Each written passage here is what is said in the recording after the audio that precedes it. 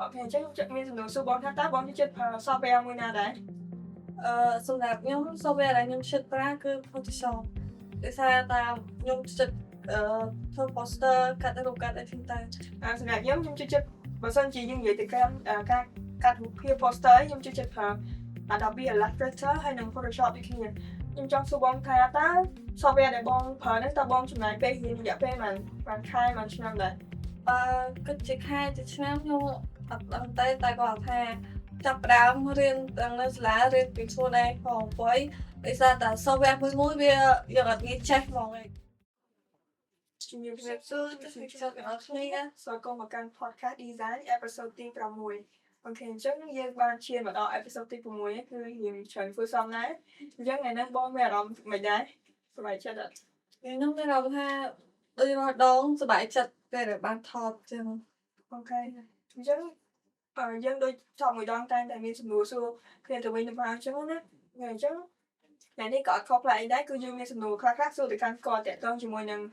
software អូខេអញ្ចឹងមានសំណួរសួរបងថាតើបងចូលចិត្តប្រើ software មួយណាដែរសម្រាប់ខ្ញុំ software ដែលខ្ញុំចិត្តប្រើគឺ Photoshop ដោយសារតែខ្ញុំចិត្តធ្វើ poster កាត់រូបកាត់អីចឹងទៅវីដេអូអីខ្ញុំអត់សូវចំណូលណាស់ទេហាក់ដែរបងអាចប្រាប់បានដោយសារតែ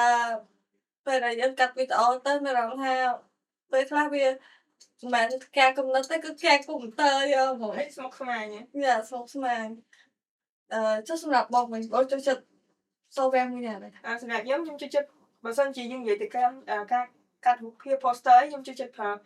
Adobe Illustrator ហើយនិង Photoshop ដូចគ្នាដោយសារតែពីរហ្នឹងវាជាកម្មវិធីដែលពេញនិយមហើយវាសម្រាប់ professional សម្រាប់យើងជា designer ហ្មងហើយបើសម្រាប់ការកាត់វីដេអូវិញខ្ញុំចូលចិត្តប្រើនៅ DaVinci ហើយនិង CapCut ប៉ុន្តែឥឡូវខ្ញុំប្រើ CapCut រៀងច្រើនជាង DaVinci ដោយសារតែ CapCut រៀងស្រួលជាង DaVinci អញ្ចឹងណាស្រួលប្រើ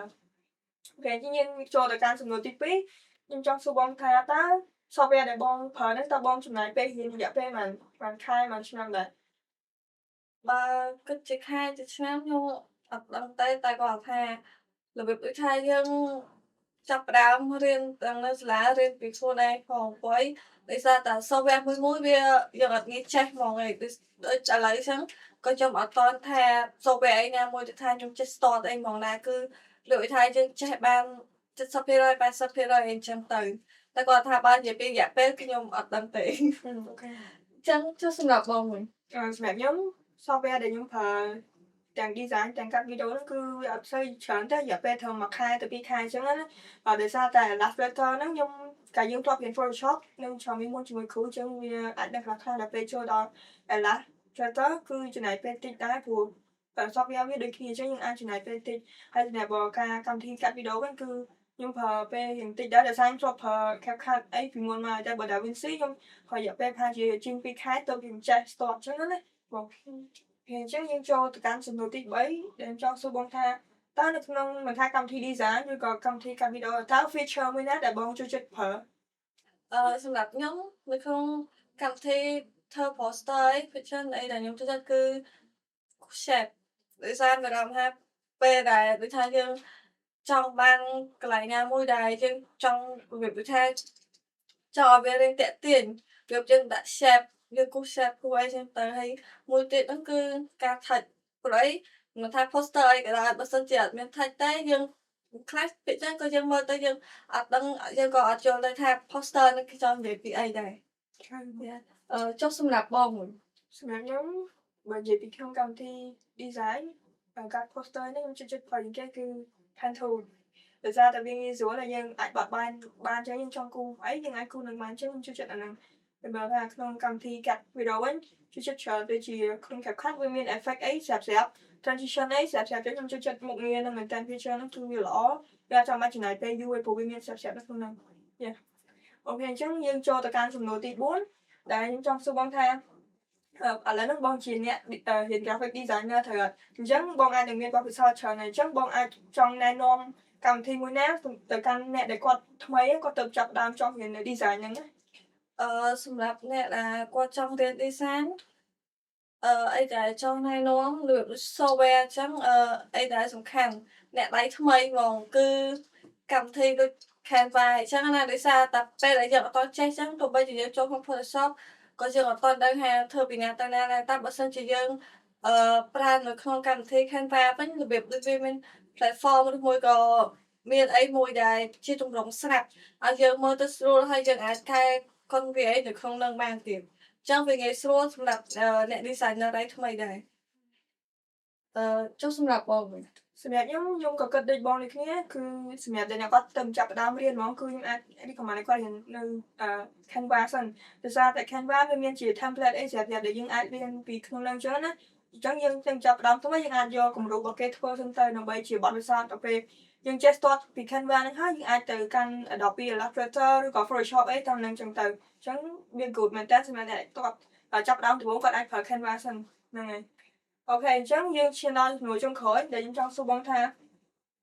ទៅនិយាយរួមទៅនៅសម័យឥឡូវគឺ AI វាមានសម្បូរបែបច្រើនអញ្ចឹងខ្ញុំចង់សួរបងថាតើ AI ហ្នឹងវាអាចប៉ះពាល់ដល់ការងារបងឬក៏វាជួយការងារបងកាន់តែច្រើនជាងមុនឬក៏មិនដែរសម្រាប់ AI សម័យឥឡូវយើងបើនិយាយទៅវារបៀបថាវា50-50តែវាប៉ះពាល់ក៏វាប៉ះពាល់ហើយវាជួយក៏វាជួយដែរដោយសារតែយើងអាចនិយាយបានថា AI ប៉ះពាល់ហ្នឹងគឺដោយសារតែពេលខ្លះរបៀបដូចមានជនអីដែលគាត់អត់ល្អអញ្ចឹងរបៀបគាត់យក AI ហ្នឹងទៅប្រើប្រាស់ក្នុងគោលបំណងមិនល្អយ៉ាក្នុងគោលបំណងមិនល្អប្រព្រឹត្តទង្វើដែលមិនល្អអីចឹងទៅអញ្ចឹងហើយបានពេលខ្លះមានអ្នកខ្លះទៅក៏ខ្លាច AI ហ្នឹងទៀតតែបើយើងនិយាយពី AI តែបើយើងនិយាយពីការប្រើប្រាស់ AI ឲ្យបានល្អហ្នឹងគឺវាជំនួសវាជួយវាអាចជួយជំនួសយើងក្នុងការធ្វើនៅកិច្ចការអីមួយដូចថាពេលខ្លះពេលយើងកំពុងរៀនយើងមានចម្ងល់យ៉ាងអីចឹងគឺយើងអត់អាចសួរគ្រូបានអញ្ចឹងទៅយើងក៏អាច research នៅក្នុង AI ហ្នឹងបានដែរយ៉ាហ្នឹងវាជាចំណុចល្អរបស់ AI ដែរចុះសម្រាប់បងមកគិតបែបណាដែរបងសម្រាប់ខ្ញុំគិតថាសម័យឥឡូវ AI វាច្រើនតែអញ្ចឹង AI ខ្លះវាជួយយើងច្រើន AI ខ្លះវាប៉ះពាល់ដល់ការងារយើងឧទាហរណ៍ថាយើងជា designer អញ្ចឹងជាក់ស្ដែងអញ្ចឹងបើសិនតែគេយក poster ទៅធ្វើតាម AI អញ្ចឹងវាប៉ះពាល់ដល់ការងារយើងច្រើនមែនតើយើងពិបាកក្នុងការរកចំណូលពីអាជីពមួយហ្នឹងដោយសារតែ AI វាច្រើនពេកអញ្ចឹងតែបើយើងមើលមកផ្នែកទៀត AI ក៏វាជួយសម្រួលការងារយើងខ្លះដែរសម្រាប់យើងជា designer វាអាចនឹងកាត់បន្ថយពេលវេលាយើងក្នុងការ design អីមួយវាជួយផ្ដល់គំនិតឲ្យយើងជា creative ជាងមុនអញ្ចឹងណាអញ្ចឹងខ្ញុំគិតថា AI វាក៏មានភាពប៉ះពាល់ហើយក៏មានភាពផ្ដល់ប្រយោជន៍ឲ្យយើងវិញដូចគ្នាអញ្ចឹងនេះសម្រាប់អ្វីដែលខ្ញុំគិតហ្នឹងហើយបងអូខេអញ្ចឹងជំនួយយើងថ្ងៃហ្នឹងគឺមានតែប៉ុណ្្នឹងទេហើយអរគុណបងពីគ្នាសម្រាប់ការផ្ដល់នូវបទពិសោធន៍ជូនអ្នកទស្សនាអញ្ចឹងយើងជួបគ្នានៅ podcast បន្តទៀតអរគុណច្រើន